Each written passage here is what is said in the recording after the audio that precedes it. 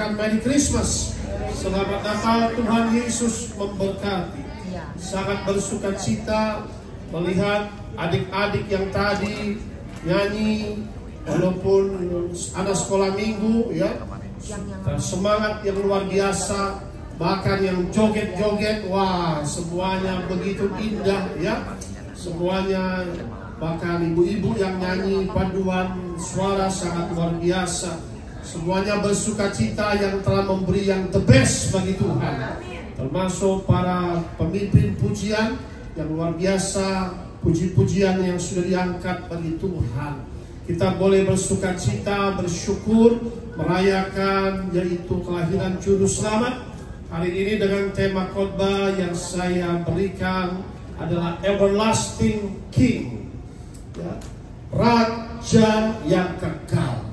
Allahmu adalah Raja, katakan Allahmu itu Raja, saudara, dan Dia adalah Raja yang kekal. Sang Raja telah lahir, kerajaannya tidak berkesudahan. Nah, kemarin sudah saya khotbahkan mengenai Juru Selamat, hari ini mengenai Sang Raja. Baik, next slide, kita belajar firman. Saudara, di dunia ini ada begitu banyak kerajaan silih berganti, tapi tidak ada yang kekal. Kerajaan-kerajaan dunia, semua kerajaan ada masanya, masa jayanya, dan juga masa kejatuhannya. Nah, kalau kita mengikuti kerajaan dunia, kerajaan yang terkenal dan cukup besar adalah kerajaan Alexander the Great. Yang siapa tidak kenal, kalau tahu sejarah Alexander the Great. Makanya karena Allah kita raja, tapi kita belajar kerajaan-kerajaan dunia yang runtuh, saudara. Dia padahal dia adalah raja Yunani kuno, Kaisar Alexander dikenal ya, yaitu telah menaklukkan banyak wilayah. Wilayah Balkan, Persia, Macedonia, bahkan sampai India, Asia Barat, dan juga katakanlah dia punya misi menaklukkan sampai ujung bumi. Tetapi runtuh juga, saudara. Tidak ada yang lebih dari 3 generasi. Yang berikutnya adalah Genghis Khan, Kaisar Mongol, yang menaklukkan Tiongkok dan bahkan sampai Asia Tengah. Kerajaan yang cukup besar dalam sejarah, runtuh juga ya. Kerajaan Mesir dikenal dengan Fir'aun Ramses yang bisa membangun piramida-piramida. Kerajaan yang cukup terkenal masa itu. Lalu kerajaan Persia namanya Koresh, dalam bahasa Inggris disebut dengan Cyrus the Great ya, Cyrus II. Itu dengan wilayah yang terbentang 3 benua, cukup luas lah. Koresh ini sampai dia yang mensponsori bangun Bait Allah kedua. Tapi juga runtuh juga. Nah, di India ada namanya Ashoka the Great, menaklukkan wilayah India, Afghanistan, dan juga Bangladesh. Namun semua raja-raja dunia ini yang hebat runtuh ya. Mereka mati dikuburkan. Tetapi raja kita, dia mati bangkit hidup selama-lamanya. Namanya Yesus Kristus Tuhan. Beri tepuk tangan bagi Tuhan Yesus. Kerajaannya tidak berkesudahan, katakan amin. Ya, jadi makanya dikatakan the great king, the everlasting king ya. Kerajaan dunia ini memang memerintah dengan kekerasan, dengan violence. Mereka menaklukkan kerajaan rata-rata dengan kekerasan, violence ya.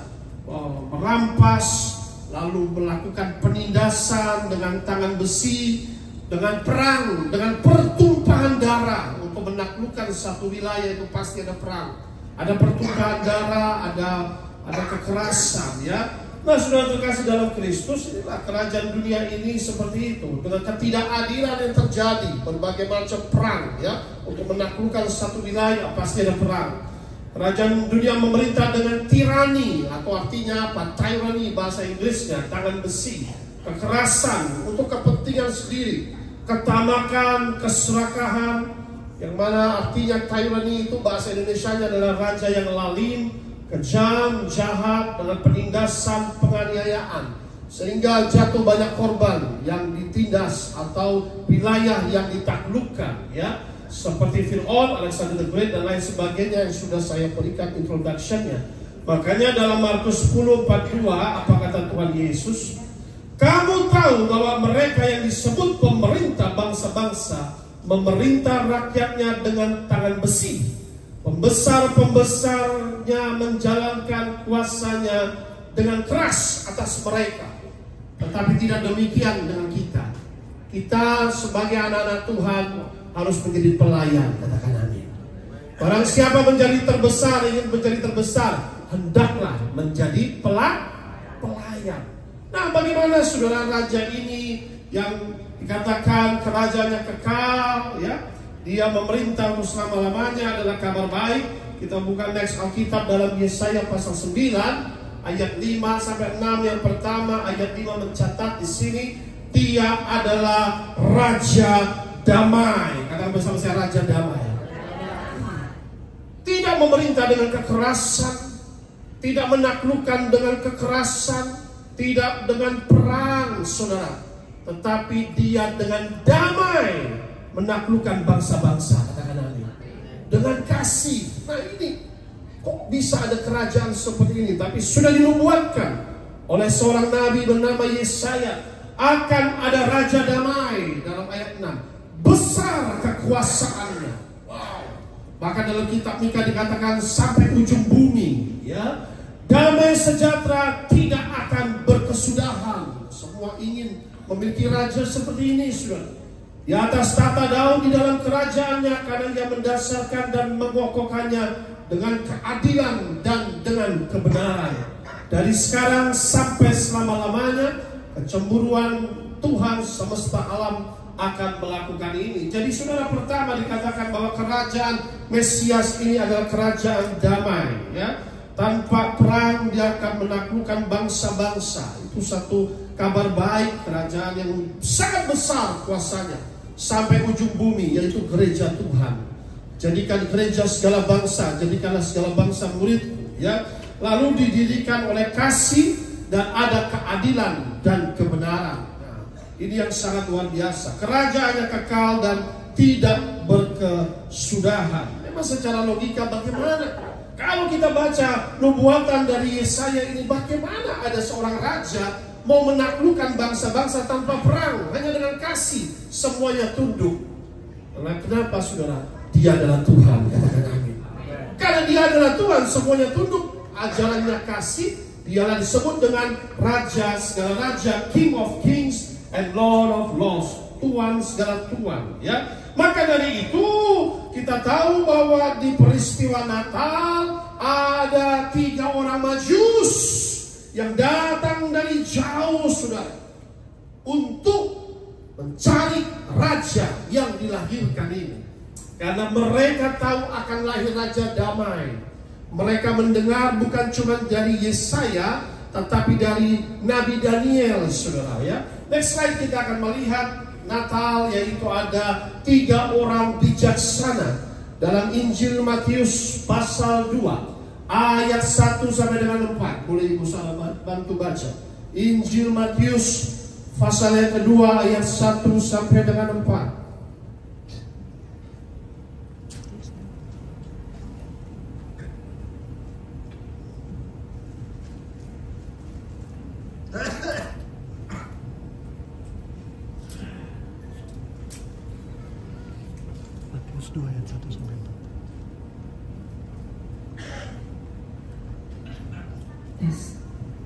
Orang-orang Majus dari timur, sesudah Yesus dilahirkan di Bethlehem di tanah Yudea pada zaman Raja Herodes, datanglah orang-orang Majus dari timur ke Yerusalem dan bertanya-tanya, di manakah dia raja orang Yahudi yang baru dilahirkan itu? Kami telah melihat bintangnya di timur dan kami datang untuk menyembah dia. Ketika Raja Herodes mendengar hal itu, terkejutlah ia beserta seluruh Yerusalem. Maka dikumpulkannya semua imam kepala dan ahli Taurat bangsa Yahudi, lalu dimintanya keterangan dari mereka di mana Mesias akan dilahirkan. Haleluya. Tadi dikatakan bahwa dia dari keturunan Daud, ya. Maka itu sesudah Yesus dilahirkan di Bethlehem, tanah Yudea, ya. Keturunan Daud, Daud lahir di Bethlehem. Keturunan Isai, di situ dia mengembalakan, di situ dia diurapi sebagai raja. Tuhan melakukan perjanjian dengan Daud. Tahtamu turun temurun sampai selama-lamanya, ya. Maka itu Mesias akan dari silsilahnya, dari keturunan Daud. Lahirnya di mana dikatakan sesudah Yesus dilahirkan di Bethlehem, sesudah Yesus lahir. Jadi saudara kalau lihat gambar-gambar di mana ada bayi Yesus, Maria, lalu juga ada Yusuf, tiba-tiba di situ ramai sekali ada gembala-gembala dan ada lagi orang Majus. Oh salah saudara. Yang pertama waktu Yesus lahir hanya ada para gembala-gembala. Amin saudara. Karena di situ dikatakan sesudah Yesus dilahirkan di Bethlehem. Kalau kita baca ayat berikut-berikutnya itu kurang lebih anak itu hampir 2 tahun, bisa 6 bulan sampai 2 tahun karena dicari Herodes untuk dibunuh anak yang dilahirkan. Ya, sesudah Yesus dilahirkan di Bethlehem di tanah Yudea, zamannya adalah zaman Raja Herodes. Datanglah orang-orang Majus dari timur ke Yerusalem. Menjadi pertanyaan siapa orang Majus, nanti kita jelaskan. Orang Majus datang dari timur. Timur ini dari tempat yang jauh adalah Persia. Persia sekarang adalah Iran. Nah, dahulu adalah kerajaan besar yang tadi saya sebut adalah Koresi. Ya, kalau sekarang Amerika, dahulu tidak.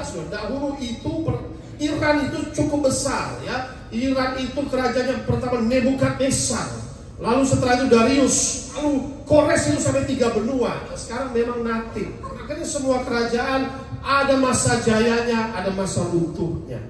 Ada Genghis Khan yang begitu luar biasa, ada Ashoka the Great, semua runtuh. Ya. Nah, sudah terkasih dalam Kristus, di sini mereka datang dari jauh. Mereka datang tidak ke Bethlehem, mereka datang ke istana. Karena mereka tahu ini raja, pasti seorang raja ini lahirnya di istana. Gak mungkin lah, mereka tidak tahu di mana lahirnya. Mereka datang ke capital city, Yerusalem, seperti ke kota Jakarta. Datanglah langsung ke Raja Herodes, ya, diterima saudara. Nah, siapa orang Majus bisa masuk kerajaan, bisa masuk istana? Berarti pertama catat baik-baik, orang-orang Majus adalah orang-orang penting, katakan kami. Kalau bukan orang penting tidak bisa masuk istana, saudara. Berarti mereka adalah orang-orang berpengaruh, orang-orang penting, orang-orang mumpuni, saudara. Sehingga mereka punya akses masuk istana. Nah, siapa mereka? Ya, lalu mereka langsung tanya, di manakah dia?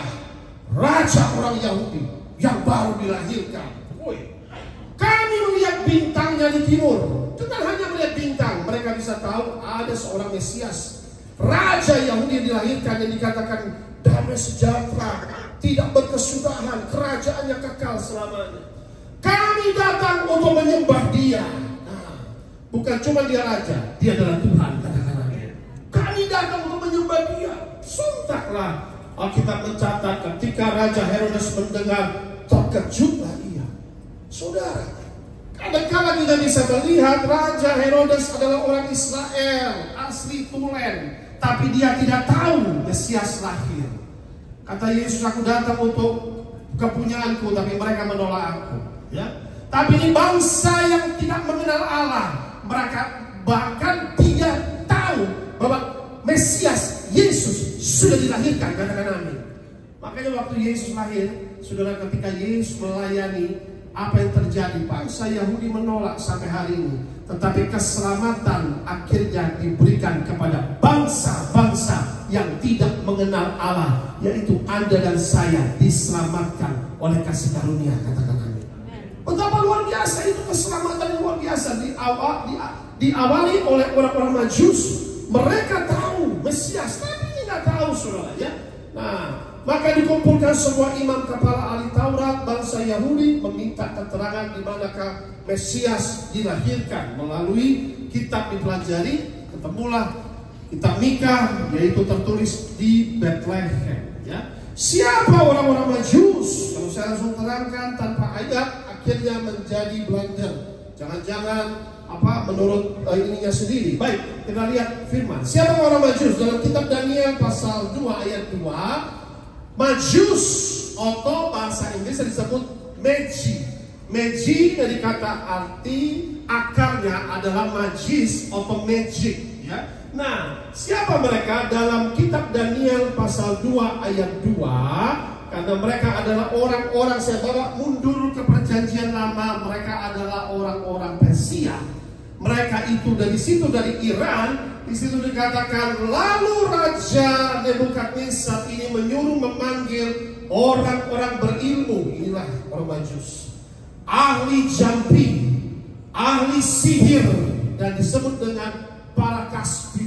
Ya, mungkin zaman sekarang adalah orang-orang paranormal atau dukun yang kelas tinggi, saudara. Ya, beramal, ya, seperti halnya Nostradamus, Baba Wangga, ya, atau juga katakanlah kalau di Jawa Joyoboyo, Jayabaya, ya. Jadi mereka ini adalah orang-orang petenung, peramal tapi kelas tinggi, yang mana ramalan mereka ini jarang meleset.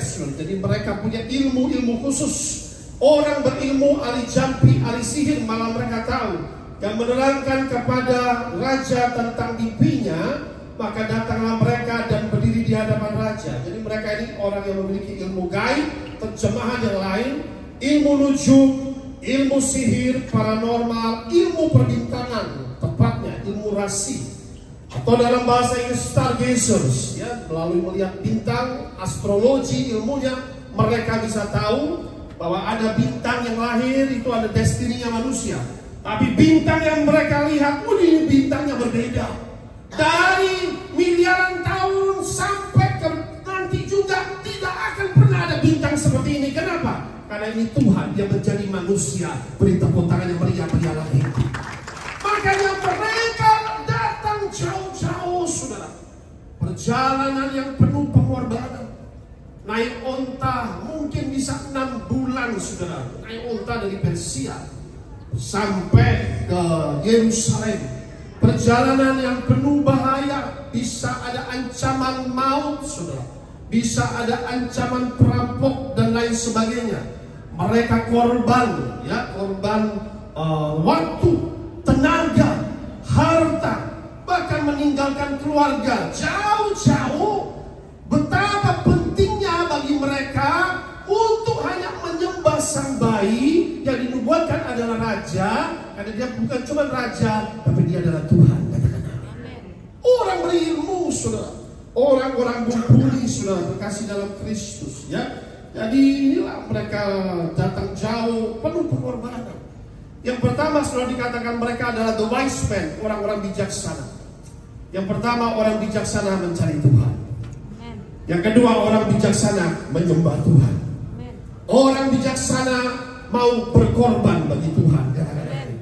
Korban waktu, tenaga, jauh-jauh mereka datang, ya, bahkan penuh dengan resiko, ya, untuk katakanlah, ya, untuk katakanlah menyembah Yesus. Nah, siapa mereka? Mereka adalah penasihat raja zaman itu, Raja Nebukadnezar, dan juga disebut dengan orang bangsawan, orang berpengaruh. Makanya langsung diterima oleh Raja Herodes. Kanan mereka tangan kanan Persia, Raja Persia, penasihat raja. Seperti sekarang itu menteri, penasihat raja. Jadi kalau gak diterima berbahaya sekali. Jadi mereka ini orang berpengaruh, makanya didengarkanlah oleh Herodes, ya. Tapi saudara, kenapa mereka mau datang? Kita kembali ke lama dahulu, ya. Kenapa saudara? Karena mereka, saudara harus tahu, sehebat-hebatnya paranormal ini, lebih hebat anak Tuhan kita semua. Katakan amin. Amin. Kenapa? Kita baca firman Tuhan. Next. Anak Tuhan lebih berhikmat dan cerdas dari orang-orang Majus. Yang pertama adalah anak-anak Tuhan yang diurapi Roh Kudus. Mana ayatnya? Dalam Daniel pasal 1 ayat 19 sampai 20. Raja bercakap-cakap dengan mereka. Siapa? Jadi Raja Nebukadnezar dulu ini punya ahli-ahli jampi, orang Kasdim yang disebut. Tapi di luar ini mereka, raja ini punya 4 orang VIP di atas orang Kasdim yang dianggap lebih luar biasa bagi raja. Kedudukannya di atas orang Kasdim ini. Siapa mereka? Mereka adalah orang-orang Yahudi. Raja bercakap-cakap dengan mereka, dan di antara mereka sekalian itu tidak didapati yang setara dengan Daniel, Hananya, Misael, dan Azaria. Mereka raja. Wah, tidak setara. Hebat sekali ini orang-orang 4 ini ya. Makanya bangsa orang Yahudi sebenarnya orang pilihan Allah. Ayat 20. Dalam tiap-tiap hal yang memerlukan kebijaksanaan dan pengertian yang ditanyakan raja kepada mereka, didapati bahwa mereka 10 kali lebih cerdas daripada semua orang berilmu dan semua ahli jampi di seluruh kerajaannya. Saudara, dengan firman Tuhan, saudara 10 kali lipat lebih berhikmat, lebih cerdas daripada ahli jampi, ahli nujum. Iya. Kemarin di sini maka 2 minggu lalu ada orang yang katakanlah dukun, saudara. Saya juga kaget ya, kita kan tidak ada. 2 minggu lalu saya bilang tidak usah ada pelepasan karena biar mereka lagi latihan, pakai buat latihan.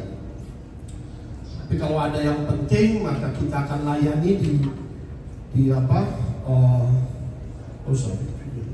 Kita layani di setelah makan siang. Tiba-tiba seorang Pak main doa ya. Ada 5 yang daftar. Salah satunya adalah kita kasih nomor pertama. Dia duduk setelah saya makan bersama temannya, ibu-ibu. Ternyata dia bilang, Pak, saya adalah seorang dukun. Kaget saya. Tiba-tiba ini orang dukun mau ngapain di sini? Iya. Pak, saya terikat cukup lama. Saya juga pengen lepas sebetulnya, tapi tak tahulah seperti ini, tak lepas-lepas katanya. Oh bagus kalau Bapak sadar ingin lepas. Apakah Bapak belajar berguru? Tidak. Dapat dengan sendirinya 10 tahun lalu setelah abangnya meninggal. Berarti itulah ilmu yang diwariskan ya. Makanya ada kutub, ketika ada kutub generasi itu ilmu itu turun temurun, disebut dengan yaitu roh jahat bisa turun temurun ya. Ancestral spirit itulah diwariskan. Maka itulah dibilang mendadak saya bisa meramal, Pak, bisa tulis mantra, bisa menyantet orang dan lain sebagainya. Dan sampai hari ini dia punya pekerjaan ternyata adalah dukun. Wih, kaget saya. Oke, akhirnya saya kasih ayat Ulangan 18, orang yang melakukan tenungan ramalan itu adalah dosa. Dalam firman dosa keji. Kalau Bapak mau harus bertobat, maka hari ini akan dilepaskan. Dalam kitab Wahyu orang demikian tidak diterima Allah dalam kerajaan Allah ya. Kan bisa berarti tempatnya tidak di surga. Saya bilang ini di tempat yang tidak enak, api neraka. Wah, mau bertobat? Mau, Pak. Ya, ikut doa, lalu dia langsung mulai Roh Kudus ingatkan dia cerita sama saya di rumahnya di kuntilanak. Lalu saya lepaskan dari kuntilanak, lalu dia pada kerajaan jin ya. Wah, itu dia mulai manifestasi setelah. Nah, sebelumnya dia bilang begini, bisa berantem 10 orang, cukup dia bisa kalahkan 10 orang. Angkat marmer yang besar bisa pakai 1 jari begini, ya agak sombong dan gaya begitu kan. Bisa kebal senjata dan lain sebagainya. Pelepasan cuma 7-8 menit, saudara. Itu langsung jinnya lepas, dia bilang, aku kembali jadi manusia. Wih, tadinya emang setengah dewa gitu ya. Kembali jadi manusia, Pak, tenagaku habis dan hilang. Nah, hari itu juga dia dibaptis selam, manusia lama ditenggelamkan menjadi manusia baru dalam Kristus. Beri tepuk tangan bagi kita. Anak Tuhan menang atas sihir, katakan amin. Ya, jadi disinilah orang-orang Majus yang mana dikatakan mereka melihat kenapa mereka mencari Yesus. Saudara terkasih dalam Kristus, mereka tahu bahwa Sadrak, Mesak, Abednego yang diganti namanya, diganti nama Hananya, Misael sama Azalia oleh Raja Nebukadnezar. Dan Daniel ini orang 4 ini 10 kali lipat lebih cerdas, apalagi Raja Mesias ini. Wah, kalau ini dia bilang 4 orang ini dahulu aja 10 kali lipat lebih cerdas, apalagi Raja Mesias. Bahkan iman dari Sadrak, Mesak, Abednego tidak diragukan. Mereka sudah masuk dapur perapian yang 7 kali lipat dipanaskan. Tetap mereka berkata, Raja, sekalipun Tuhan tidak menolong kami, tetap kami tidak akan menyembah patung buatan Raja, sebab kami menyembah Allah yang hidup. Akhirnya saudara mereka bisa melihat iman 3 orang ini ketika berjalan di tengah-tengah api. Ada satu seperti anak dewa, yaitu Yesus sendiri berjalan dengan mereka. Mereka keluar dengan kemenangan tanpa bau hangus, rambutnya tidak hangus, bahkan jubahnya tidak hangus. Itulah saudara. Tetapi militer-militer itu baru dekat api saja hangus semua. Itulah bisa dibedakan. Kalau anak Tuhan ada kesukaran besar. Firman Tuhan berkata, Wahyu, bahwa akan ada kesukaran besar. Tetapi dengan darah Yesus, kita semua akan keluar dari kesukaran besar. Beri tepuk tangan yang meriah bagi Allah kita. Firman Tuhan tidak pernah menjanjikan tidak akan ada kesukaran besar. Daniel, Mesak, Abednego mengalami kesukaran besar. Tetapi mereka keluar dengan kemenangan. Katakan amin, saudara. Amin, saudara. Tidak mungkin tidak ada. Akan ada bencana, malapetaka, peperangan. Tetapi firman Tuhan sudah berkata, 1000 rebah di sisi kirimu, 10.000 di sebelah kananmu. You are untouchable. Itu tidak akan menimpamu. Maut, malapetaka, bahaya, bencana tidak akan menimpa anak-anak Tuhan. Beri tepuk tangan yang meriah bagi anak kita. Krisis ada di Mesir, saudara bangsa. Di mana-mana ada krisis. Tetapi Yusuf diberi hikmat, katakan amin. Iya. Jangan kita nggak bisa bilang mereka mengalami api itu. Mereka harus masuk ujian api itu. Bahkan mereka melihat iman dari Daniel yang masuk gua singa. He was untouchable. You are untouchable in Christ. Kalau engkau dalam Kristus, setan tidak dapat menjamah. Apalagi yang datang adalah singa dari Yehuda. Katakan amin. Wow. Jadi mereka ini datang jauh-jauh. Mereka ini melihat ini iman 4 orang saja sudah luar biasa dahulu. Apalagi ini yang dinubuatkan. Kerajaannya damai, kerajaannya kekal. Wah, ini luar biasa. Pada saat itu dibilang kalau siapa tidak menyembah Allah Daniel, Sadrak, Mesak, Abednego, bahkan dilempar, diganti lempar api yang seperti itu. Ya, jadi semuanya akhirnya percaya kepada Allah Daniel, Sadrak, Mesak, dan Abednego. Saudara terkasih dalam Kristus, hari-hari depan belum tentu adalah hari-hari yang menjanjikan bagi, katakan ya, dunia. Firman Tuhan sudah berkata dunia akan makin buruk, tetapi anak Tuhan tetap diberkati. Anak Tuhan tetap, engkau akan mengalami breakthrough. Engkau akan keluar dari api pencobaan. Engkau akan keluar dari apa dikatakan padang gurun, dan engkau akan masuk sesuai firman Tuhan, negeri yang berlimpah susu dan madu. Beri tepuk tangan yang meriah bagi Allah kita. Engkau akan keluar dari pencobaan, musuh-musuh akan ditenggelamkan, dan engkau akan jalan bahkan air dibelah oleh Tuhan. Katakan amin. Itu saudara, bukan hidup gak ada pencobaan, pasti masih ada pencobaan. Ya itu, jadi kita bisa melihat bahwa inilah mereka datang jauh karena teruji iman 4 orang ini. Mereka ingin melihat. Next slide, PowerPoint-nya.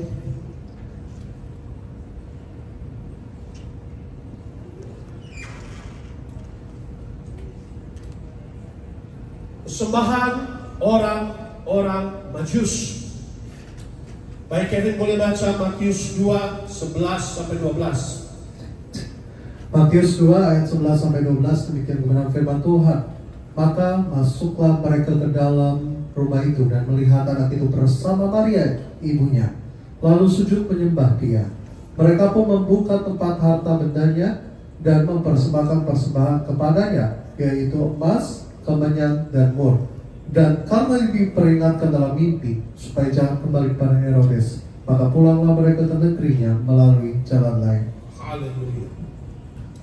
Akhirnya mereka dapat bahwa Mesias dilahirkan di Bethlehem, mengikuti bintang sampailah mereka ke rumah, ya.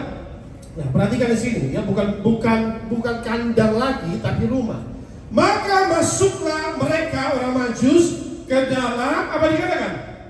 Rumah itu, ya, bukan kandang. Kalau kandang itu ya itu orang-orang gembala-gembala. Dan melihat anak itu bersama Maria, anak, bukan lagi bayi, sudah balita, ya, bisa 2 tahun, ya, masuk ke rumah. Kalau dipimpin bintang itu sampai ke rumah, itu luar biasa. Kalau zaman sekarang kita harus pakai WhatsApp atau pakai Google, ya saudara, untuk apa? Pergi, ya, wah, supaya tepat. Nah, zaman itu bisa mereka pakai bintang. Bintangnya bisa tepat di atas rumah di mana Yesus berada. Katakan amin. Itu luar biasa. Dipimpin lah, dituntun. Saya mau kasih tahu, orang yang mencari Tuhan, Tuhan pasti tuntun kami. Selama kau mau cari Tuhan, di mana pun engkau, ada bintang Tuhan kasih tuntun. Nah, sudah bisa melihat di sini. Masuklah mereka ke dalam rumah itu, melihat anak itu bersama Maria, ibunya. Lalu sujud menyembah Yesus. Tidak menyembah Maria, tapi Yesus, ya. Yesus yang disembah karena dia adalah Raja mulia dan juga Tuhan itu layak disembah. Maka mereka membuka tempat harta bendanya, mempersembahkan persembahan yang terbaik bagi Tuhan, ya. Anak ini pada masih anak, tapi mereka mempersembahkan 3 persembahan yang terbaik. Pertama adalah emas, kedua adalah kemenyan, dan ketiga adalah mur, ya. Mereka datang penuh pengorbanan, mereka bersuka cita melihat bintang itu, dan mereka sujud menyembah Tuhan. Setelah sujud menyembah, mereka mempersembahkan pertama emas. Emas kenapa? Because he's a king, dia adalah raja, katakan amin. Raja, jadi gambaran raja dia kasih emas, anak ini adalah raja. Kemenyan, kemenyan itu biasanya untuk wangi-wangian yang dinyalakan incense di bait Allah. Kenapa kemenyan? Karena dia adalah imam, saudara. Imam besar agung. Dalam perjanjian lama, dalam bait Allah itu dipasang kemenyan, saudara. Wangi-wangian juga. Dalam terjemahan bahasa Inggris, kemenyan ini adalah frankincense.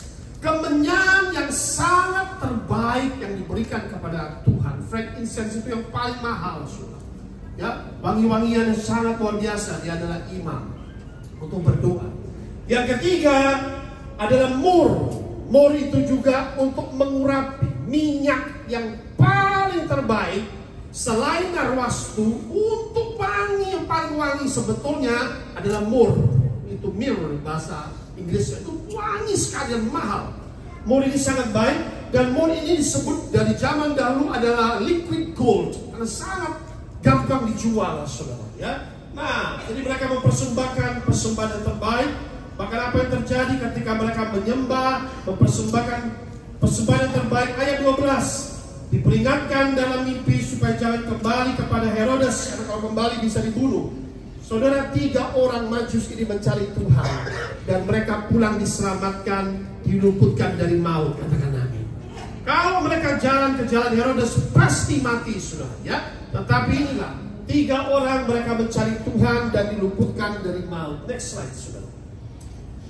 Yang pertama, mengapa orang maju disebut bijaksana? Orang bijaksana harus mencari Tuhan. Amin. Cari Tuhan. Anda adalah orang bijaksana. Anda datang sini mencari Tuhan, katakan amin. Yang kedua, orang bijaksana menyembah Tuhan. Seperti tadi kita menyembah, ya. Berikan tubuhmu sebagai persembahan yang kudus bagi Tuhan. Ketika kita menyembah, saudara juga mau menari, ya, memuji, itulah kita mempersembahkan persembahan yang kudus tubuh kita bagi Tuhan. Yang ketiga, orang bijaksana mau berkorban bagi Tuhan. Kita mau memberikan pengorbanan yang terbaik bagi Tuhan. Katakan bersama-sama, terbaik. Kalau zaman dahulu, wah Pak, kalau waktu itu seperti orang Majus, seperti mereka melihat Yesus, saya juga dapat kesempatan, maka saya juga akan memberikan persembahan terbaik. Di manakah Yesus sekarang, Pak? Yesus adalah kepala atas gereja, katakan amin. Waktu saudara mempersembahkan persembahan yang terbaik kepada gereja, maka dilaksanakan misi Tuhan. Amanat agung terlaksana, saudara diberkati Tuhan, katakan amin. Ya. Jadi saudara terkasih dalam Kristus, orang bijaksana memberikan persembahan yang terbaik. Yang berikutnya, yang poin kelima, ya. Selain berkorban, orang bijaksana taat kepada perintah Tuhan. Dalam Yesaya 65 yang saya taat, mereka dengar dalam mimpi, ya, jangan pergi ke jalan Herodes. Maka mereka taat. Coba mereka gak taat, mati mereka semua. Orang taat pasti diberkati, orang taat pasti diselamatkan. Yesaya 65 ayat 1 demikian bunyi Tuhan, firman Tuhan. Aku telah berkenan memberi petunjuk kepada orang yang tidak menanyakan aku. Aku telah berkenan ditemukan oleh orang yang tidak mencari aku. Aku telah berkata, ini aku kepada bangsa yang tidak memanggil namaku. Katakan amin. Ini orang Majus yang tidak kenal Tuhan, yang tidak mencari Tuhan. Aku memberi petunjuk, kata Tuhan, kepada orang yang tidak menanyakan aku. Aku telah berkenan ditemukan oleh orang yang tidak mencari aku. Aku telah berkata, ini aku kepada bangsa yang tidak memanggil namaku. Bayangkan saudara, saya juga bangsa India yang dulu tidak kenal Tuhan. Ternyata sesuai firman Tuhan, dari engkau janin aku sudah memilihmu, kata Tuhan. Usia 5 tahun saudara, saya harus bersaksi. Kenapa? Saya tidak ada mimpi saudara jadi pendeta. Dari awal masa muda itu saya suka joget dance seperti tadi. Maunya jadi bintang film saudara. Ternyata saya, iya saudara. Saya suka dance, dapat dance competition. Kalau tadi ada koreografer, dahulu saya juga koreografer. Jadi semua dance dari Amitabh Bachchan, semua itu saya bisa semua. Bahkan ya itu masa lalunya saya saudara ya. Apa yang dahulu kita banggakan semuanya sampah. Yang kita banggakan sekarang adalah Yesus Kristus. Tapi dahulu saudara saya tidak kenal Tuhan. Ya, akhirnya 5 tahun itu saya ingat itu saudara, saya ada di India, ada di Bangalore. Situ namanya ada Brindavan Garden. Itu tempat garden yang dibuat oleh India, itu jajahan Inggris. Garden yang terbaik sampai hari ini. Warna-warni bunga saudara. Tiba-tiba ya, bukan orang India tahu ya. You have been to Bangalore ya. Nah tiba-tiba saudara saya sedang lihat ada pemandangan, keluarga saya tinggalkan saya, jadi saya sendiri ketinggalan saudara. Dan itulah terkadang kala ada sesuatu yang terjadi dalam hidup kita, semuanya dalam rencana Tuhan. Katakan amin. Saya tertinggal sendirian saudara, itu saya nggak tahu bisa jalan-jalan. Ada misa yang sedang beribadah, ada misa. Saya lihat orang misa beribadah, walaupun itu ibadah Katolik ya.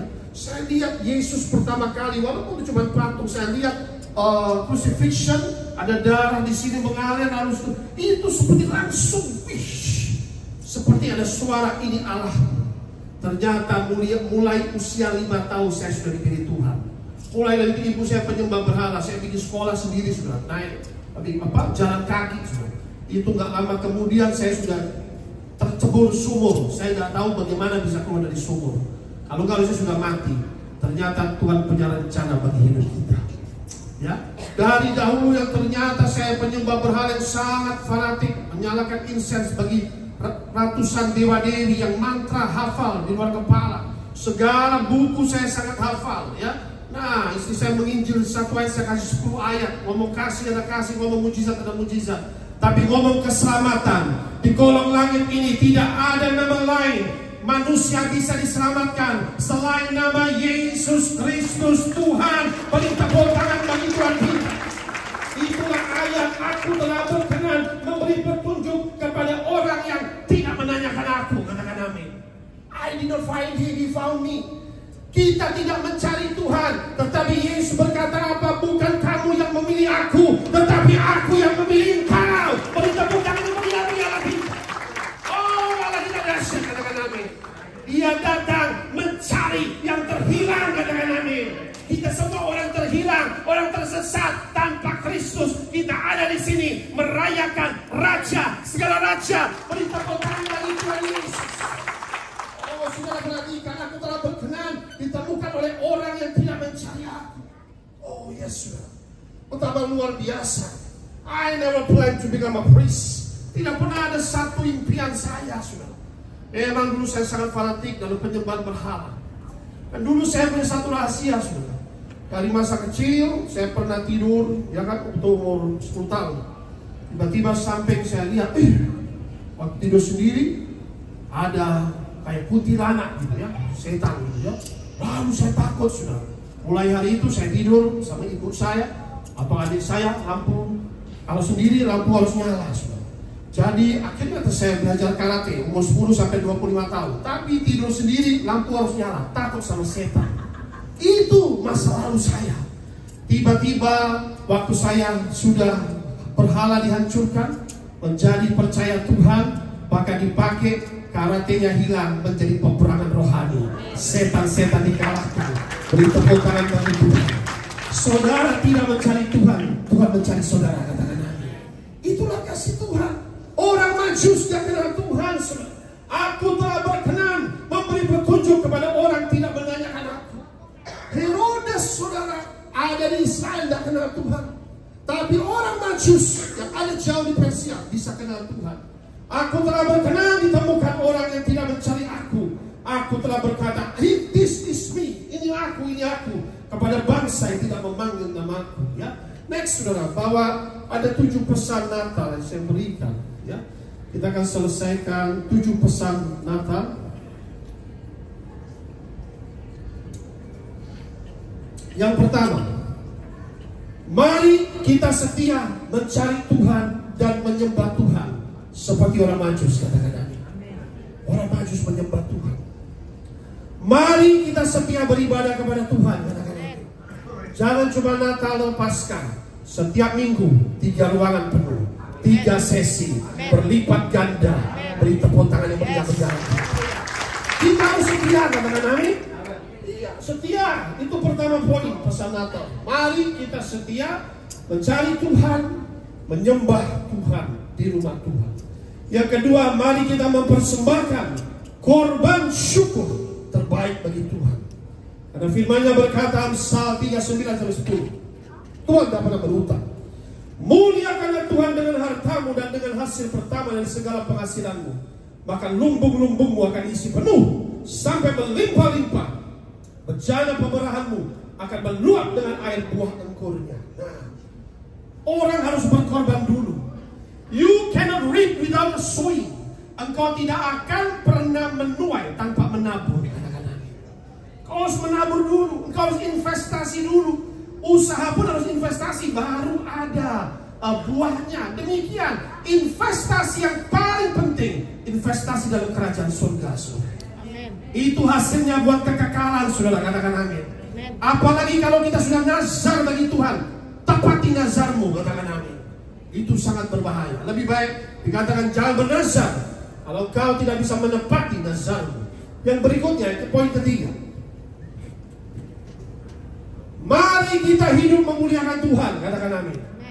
Bagaimana memuliakan Tuhan? Dalam Lukas 2:14, malaikat-malaikat muncul kepada para gembala dan berkata demikian, kemuliaan bagi Allah di tempat maha tinggi, damai sejahtera di bumi di antara semua manusia yang berkenan kepadanya. Kemuliaan bagi Allah di tempat yang maha tinggi. Allah itu sudah mulia, saudara, katakan amin. Ia di tempat tinggi. Tapi malaikat-malaikat menyanyi terus memuliakan Tuhan. Bagaimana kita memuliakan Tuhan? Ya, dalam Matius 5:16, demikianlah dikatakan, bacakan Pak Jin, Matius 5:16.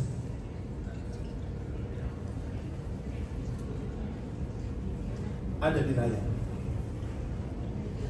Matius 5:16, demikianlah hendaknya terangmu bercahaya di depan orang, supaya mereka melihat perbuatanmu yang baik dan memuliakan Bapamu yang di surga. Amin. Ya. Bagaimana kita memuliakan Tuhan? Demikianlah hendaknya terangmu bercahaya di depan orang, katakan amin. Seperti gambar itu, sudah satu terang bercahaya, yang lain ingin mendapatkan terang itu, sudah. Supaya mereka melihat perbuatanmu yang baik, memuliakan Bapamu di surga. Ya. Bagaimana kita memuliakan Tuhan? Kita harus menjadi terang, itu pertama. Kita harus melakukan perbuatan baik seperti Kristus yang adalah terang dunia. Ia datang melakukan yaitu perbuatan yang baik, mengusir setan-setan, menyembuhkan orang sakit. Berarti kita memuliakan Tuhan melalui perkataan dan perbuatan kita, katakan amin. Muliakan Tuhan melalui perkataan dan perbuatan kita. Melalui perkataan Yesus memberitakan Injil, katakan amin. Melalui perbuatan Dia menyembuhkan orang sakit, Dia juga mengusir setan-setan. Demikian kita sebagai anak-anak Tuhan, melalui perkataan jadilah saksi Tuhan. Dari Yudea, Samaria sampai ujung bumi. Setiap minggu seperti kata tadi Kevin, bawa satu jiwa, katakan amin. Bawa satu jiwa. Coba satu jiwa setiap minggu. Bukan bagi saya, upahnya bagi saudara. Tercatat di surga. Satu jiwa bagi Tuhan setiap minggu. Sebulan 4 jiwa. Saya percaya dalam tahun depan sudah bisa buka 5 cabang. Kalau semua orang bawa satu jiwa. Ayo kita lupakan dan beri tepuk tangan bagi Tuhan. Kalau semuanya ikut berkorban, maka 5 cabang akan tergenapi. Setiap saudara akan dipakai Tuhan, katakan amin. Kita butuh banyak pengerja-pengerja, pelayan-pelayan, evangelis-evangelis, nabi-nabi, rasul-rasul, karunia-karunia kenabian dan karunia kerasulan. Saudara serius, saudara akan dipakai Tuhan, katakan amin. Kita punya banyak, yaitu visi misi, ya. Tapi perhatikan supaya kita bisa sama-sama, tidak bisa sendiri, semuanya harus bersatu, katakan amin. Demikian hari ini Natal, karena kita semua sama-sama memuliakan Tuhan, betapa indah. Dan sudah terkasih dalam Kristus, muliakan Tuhan melalui perkataan, melalui perbuatan, ya. Baik itulah, katakanlah melalui perbuatan menolong orang susah, orang miskin, atau orang lemah, anak yatim, janda tua, orang teraniaya, orang tertindas. Maka ketika kita melakukan perbuatan-perbuatan baik ini, kita memuliakan Bapa di surga. Siapa itu? Orang Kristen tuh, menolong, melakukan perbuatan baik, ya, menjadi garam bagi orang lain, ya. Berikutnya poin poin keempat, itu ada 7 poin. Hidup kita harus menjadi berkat bagi sesama. Katakan bersama saya, hidupku harus jadi berkat. Amin. Bagi semua orang. Hidup kita harus menjadi berkat, itulah menjadi terang.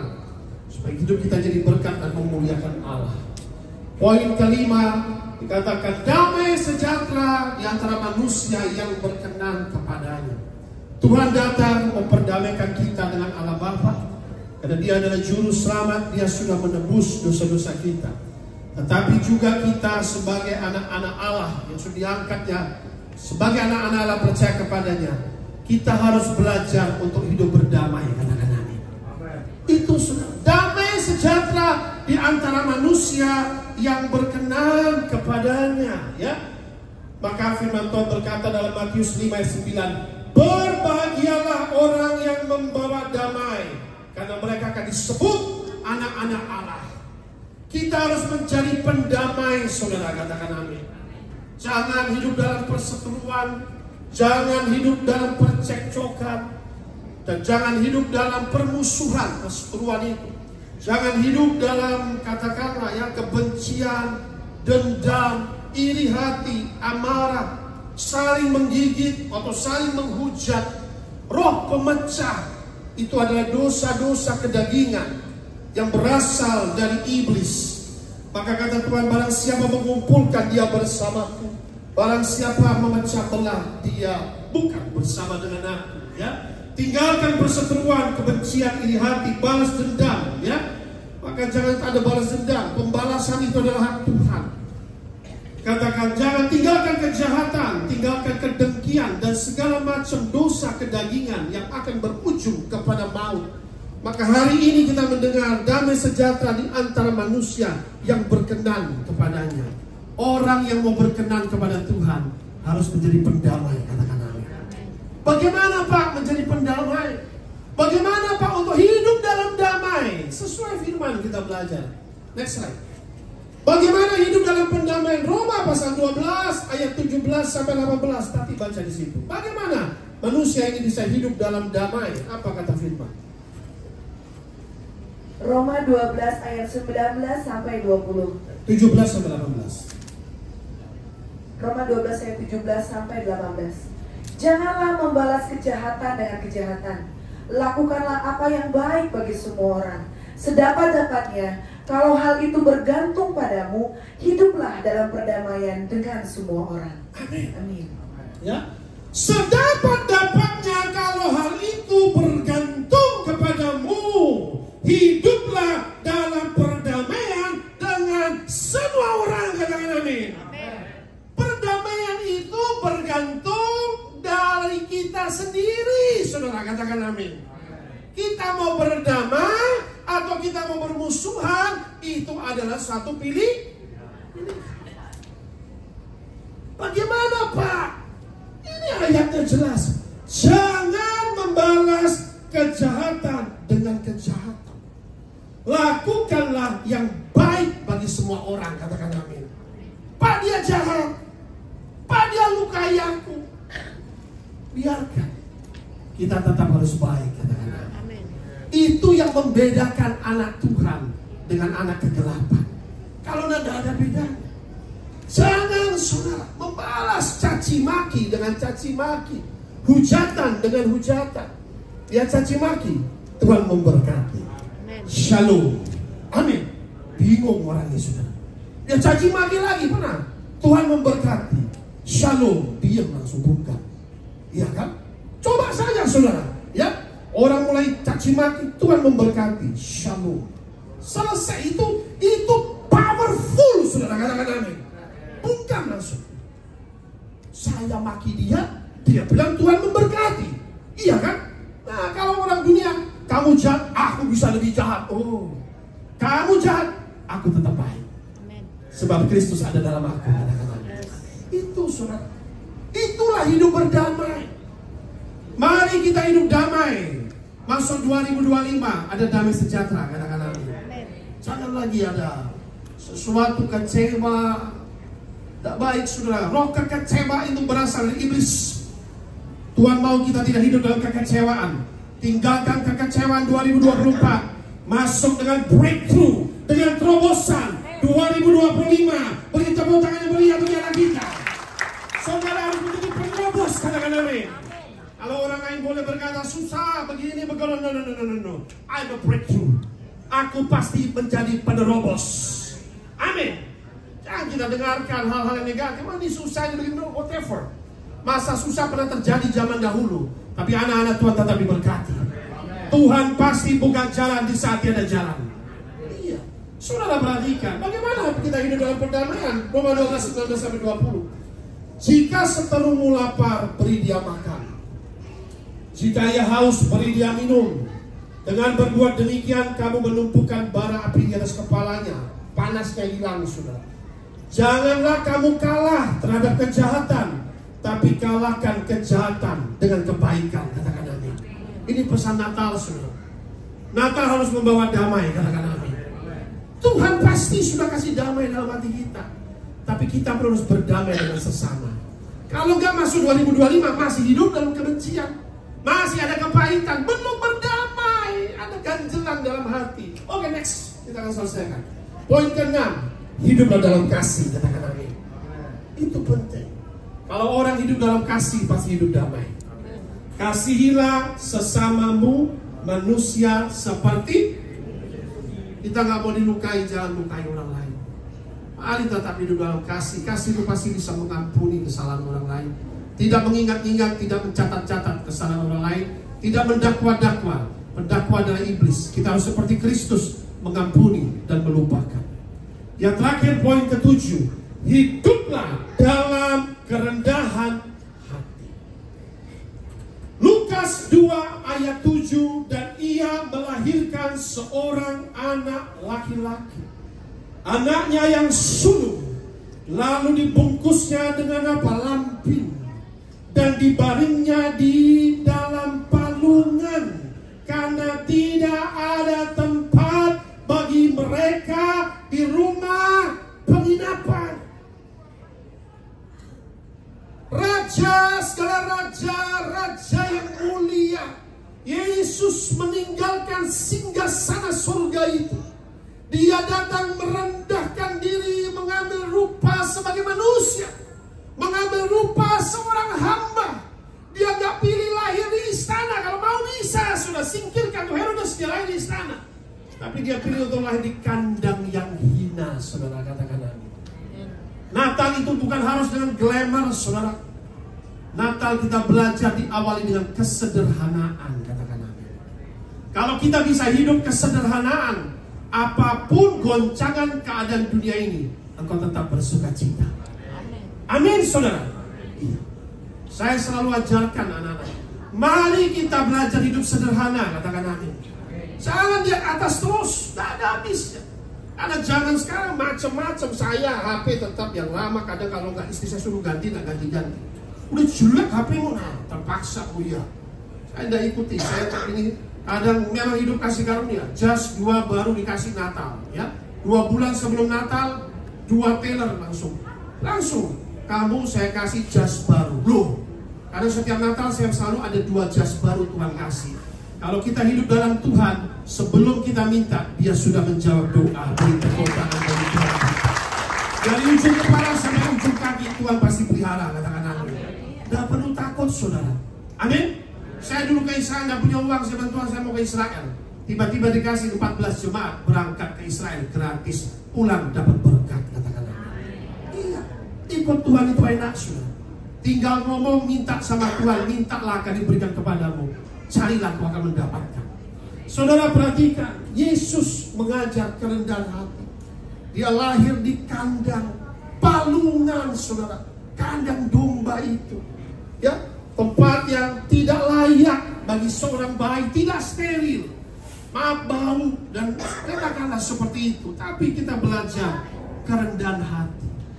Maka inilah pesan-pesan Natal.